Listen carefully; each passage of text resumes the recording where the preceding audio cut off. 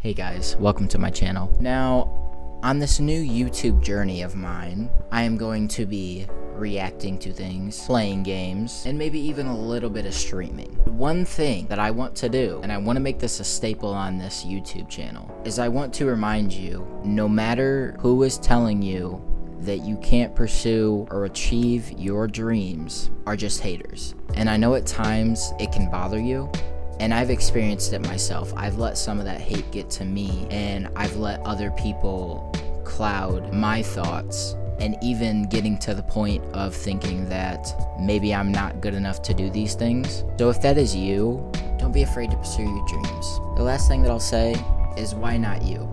Go out there and prove those people how great you are. Now let's get into the video. We got a vsauce vid. Now, this video, as you can see, has been out for 11 years. I have never watched it. It looks interesting, so we're gonna watch it. Hey, vsauce, Michael here. And the year 6009 will be the very first year since 1961 that a year, when written in Hindu-Arabic numerals, can be inverted and still look the same. But you and I probably won't live long enough to enjoy the year 6000. The thing that is crazy to me, and I talked to one of my good friends about this. If you think about it, the year is 2025. Right now it is the year 2025. Almost 300 years ago, the Declaration of Independence was written, because it was in 1776. It is crazy to think that almost 300 years ago, George Washington was alive. It was pre-World War I, World War II, the Civil War, and if you, like, in my mind, I don't know if it's the same for you guys, but in my mind, when I think about when George Washington was alive, like when we learned about him in school, when I think about him, in my mind, it's like he was alive 3,000 years ago, but it's only been like 200 and something years. And 9, human lives just aren't long enough. We will miss out on that. What other cool future events will we be missing? Our lifetime. I don't think that we will ever see aliens, if they exist. I'm not saying that I think that they exist. I don't know if they do. I don't think we'll see the moon go out of Earth's orbit. We won't see the sun blow up. I don't know if we'll see a World War III. I don't know if we'll ever see a nuke be used in a war. We won't see the end of the world, hopefully. This is all saying hopefully. Whether you believe in the Christian God, I don't think that we will see the return of Jesus in our lifetime. Is there anything else that you guys can think of that I'm not thinking about right now? We could see artificial intelligence take over the world. We could see a civil war, especially with how the Democratic and Republican parties are looking right now. Yeah, I don't know what else. Well, first of all, you and I will probably be gone before the completion of the Time Pyramid in Winding, Germany. It will eventually be a pile of 120 concrete blocks, but the builders are only adding one block every 10 years. For what? He'll probably explain it, but for what? Why one every 10 years? Is there something like monumental about 10 years in their society? Since beginning in 1993, they've added only the first 3. At this rate, the pyramid will be completed in the year 3. So there's 4 now. So there will be 5 in 2033. Dude, that's so weird to say. 2033? What the fuck? It doesn't sound right. It doesn't sound natural. Rate, the pyramid will be completed in the year 3183. The final block placed by our great, more than 30 greats, grandchildren. But even they will miss an opportunity to frolic and play safely. And and the thing that is crazy, if you go back, like, 3 generations, people were in slavery. Somebody that is living today, not their father, not their grandparents, but their great-grandparents and even their great-great-grandparents would have gone through slavery, which is crazy to think about. Saying that they all lived to be at least 70, around like 50 to 70, around those time frames. It just seems like, in my mind, and I know I'm not the only one that thinks that, is that long ago, it seems like it was forever ago, but it was only 150 years ago. In the Chernobyl exclusion zone, the zone of alienation, where radioactive contamination from the 1986 disaster will remain at levels too high for safe human activity until not the year 4000, not the 5000s, not the 6000s. It will finally be safe probably in the year 22,000. Possibly within our lifetimes, but definitely within the next 1 million years, stars like Betelgeuse and Eta Carina will explode in brilliant supernovas visible from Earth. I'm bummed. And that stuff is just so fascinating. And even if you think about it, bro, like, if you look at a star, it could be like millions and millions of light years away, and it's just now getting to us, and that's why it's visible. But that shit could have already blown up and it not be there anymore. That don't make sense. But that shit's cool when you think about it. When you see it, it could not be existing anymore. It could have blown up. That is crazy to me. I'm probably going to miss out on these events because for a few weeks it will look almost as if Earth But it would be cool to see that. But I don't think we will ever see that in our lifetime. has two suns. Despite being hundreds, thousands of light years away, their supernovas will shine brighter than the full moon at night and be visible even during daytime. But the real sky show comes in 3.75 billion years. Our galaxy Don't worry, guys. I'm living to see this. I am living to see this. I'm working on something. We're all gonna die. What?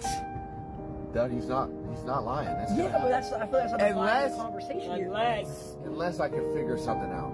I've been working on some shit. of stars. Viewed from the surface of the Earth, they look like little drops of milk in the sky, which is why we call it the Milky Way galaxy. But all galaxies are named after milk.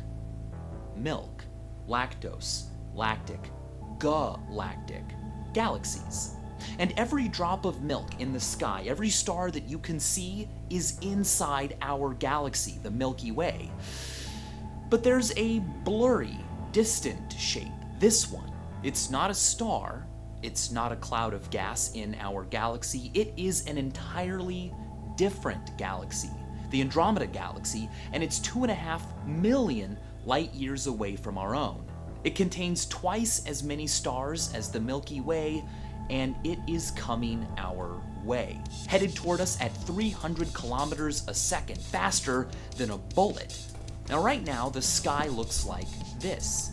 In 2 billion years, Andromeda will have approached so closely that people will look up at the sky and see this. In 3.7 I just want to experience something like that, but we probably never will. And another thing too, like that like is weird to me is that if you, and there's only been a number of people that have been able to go up into space, but if we were to ever be able to go up into space, just imagine like you're like floating there and you look out and there's just nothing. You look down, there's nothing. It is just black, dark, nothing. Like I would want to know what that would be like, because what would your thought be? If I was put into that scenario, my thought would be, I am so small compared to everything out here. I am literally just on a floating rock pile. Like when we're on Earth, you think everything, to some degree, everybody at least thinks that the world revolves around them. You go up there and you just see that everything is so small. Your thought would be, I am literally a speck compared to everything. And the crazier thing is we don't even know the half of what is out there. What? It could just be endless.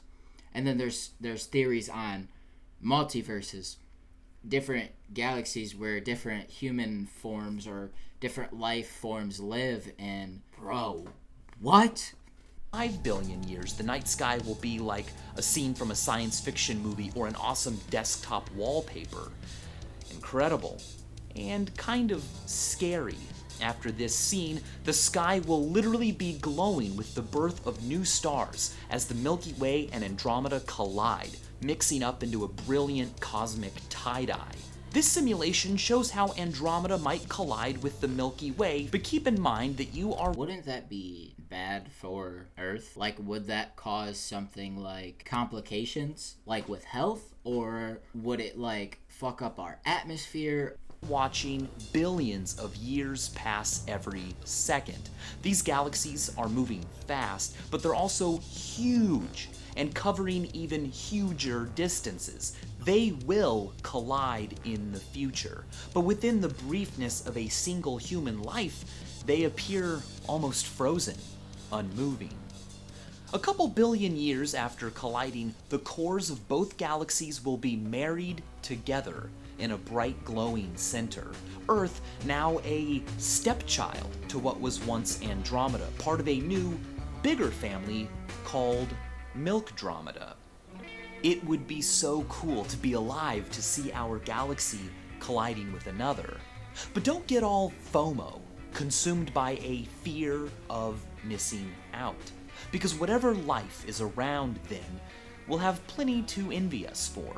They may have spectacular nightly views, but secretly wish they'd been born in our time to experience, say, the beginning of the internet.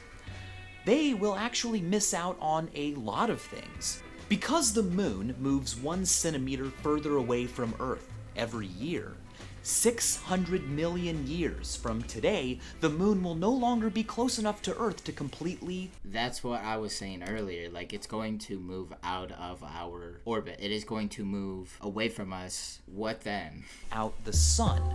Future humans, or descendants of humans, will therefore miss out on a chance to ever see for themselves the beauty of a total solar eclipse from the surface of Earth. Yeah, I mean, that's cool. I want to see a different galaxy. I want to see a new galaxy close to us. Like, the eclipse is cool and all, and you only get to see it every what? Like, we had one last year, I remember. Like, that was cool, but I want to see another galaxy just to experience what it would be like. Because, like, I don't know. I want to know.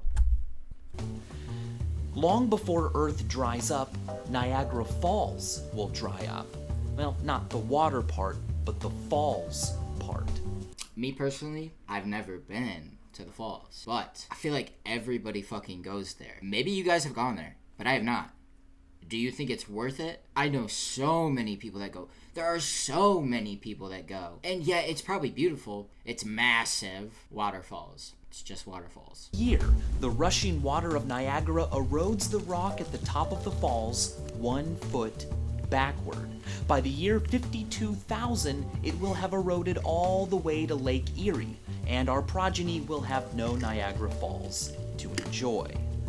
Granite has an erosion rate of about 1 inch per 10,000 years.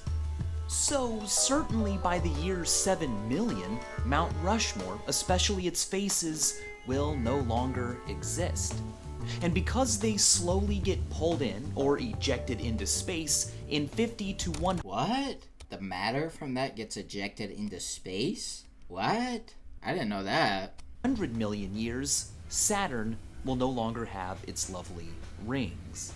So, life on Earth in the future might have awesome supernovas and galactic collisions to look forward to, but they probably won't have Niagara Falls.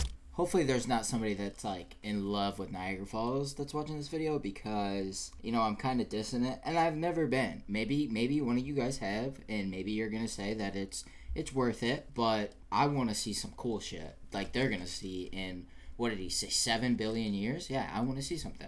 I want to see something like that. I'm not saying that Niagara Falls is like, if you get the chance to go do it, yeah, you're going to go do it. But that's not on my bucket list, right? It's not something that, like, oh, that's something that I want to do before I die. It's something that's, like, if it, like, occurs that I have a chance to go, yeah, I'm going to go. But, like, I'm not going to make that a bucket list thing. Like, a bucket list thing for me is going to... I really want to go to Italy. One of my buddies really wants to go to the Netherlands. I would be down for that. But, like, I just feel like there's so much more cooler shit than Niagara Falls. Nobody in 7 billion years is gonna be like, oh, I really wish I could have seen some big waterfalls. Like, no, nobody's gonna be like that. But me now, I'm like, yeah, I want to see another galaxy collide with my galaxy. Because what the fuck is it going to look like? What's going to happen? Stuff like that. Mount Rushmore, total solar eclipses, or Saturn's rings. They also won't have you. But you have you. Yeah. Except not all of Who couldn't want me? Somebody in 7 billion years thinking, oh, I really wish Jaden was around. No, nobody's doing that. Who gives a fuck? Who cares? I'll be dead. Long gone. Bye-bye. I'll be dead in the next 50 years if I get lucky. I said that wrong. Not if I get lucky to die within 50 years. Like by the time I'm 70. I'll be lucky to live to 70. it. Babies don't begin to form episodic memories right away, meaning that you missed out on. You don't remember two of the most seminal events in your life. Your conception and your birth. But you can experience a bit of those moments right now. First of all, when was I conceived.com. What? What? Who wants to know that? Nobody wants to know that. Why? Some person is thinking, when did my parents have sex? No. Not me. I don't want to know. Who the fuck wants to know that? What? And there's a website? I'm not checking it out. Lets you enter your birth date and get back the week your parents probably made you happen, as well as the #1 song and the #1 movie of that week, which may have also been involved. Light travels quickly, the most quickest in fact, but it can take a photon millions of years to escape from the interior of the star it was created in through nuclear fusion. It takes time, just like your own gestation in your mother's womb. Newly conceived photons struggle through a dense stellar jungle of atoms and molecules and electrons that absorb and re-emit the photon, taking a little bit of energy from it as it randomly rolls around like a pinball. Sometimes after thousands or millions of years, its random walk finally leads it to the star's surface where it pops out into space, in a way, is born. A lucky tiny percentage of the photons that reach the surface of a star find themselves on a path that will intersect with Earth. And if you are lucky, those photons will end their journey by being absorbed onto your own retina. If you enter the date of your birth or the approximate date of your conception into this online calculator, you can find a star that is as many light years away from Earth as you are old. When you look up at that star today, you are seeing light that left the star the very month you were born, or photons that left that star and entered space when your entire body was just one cell. I am not following along here. So what is he saying? He's saying that there's a star that you can figure out. I'm so lost. I am so lost. Space is really big and your life is very short, but space is so gosh darn big. That's the thing. Your life is so short. Like I said earlier, you will be lucky to live to see 70. And that's one of the biggest things that I want to tell people is that 70. You'll be lucky to see 70. So whatever you want to do, whatever your passion is, whatever your dreams are, you only have one life. You only have 70 years if you're lucky. I keep saying it, if you're lucky. So why not do those things? Who cares what people think about you? Who cares what people say about you? Just do what you want to do. You do not have a lot of time on this earth. And a lot of us make the mistake of thinking that it will never end. And don't get me wrong, it may seem like that, but 70 is a lucky number. Just think about that. You don't have to miss out on everything. And as always, thanks for watching. W video. That was a really good video. I liked that. See you guys in 6 billion years when this video gets recommended to everyone. No, that is so true. I literally just got recommended this video and it came out in 2013, bro. Alright, WVid.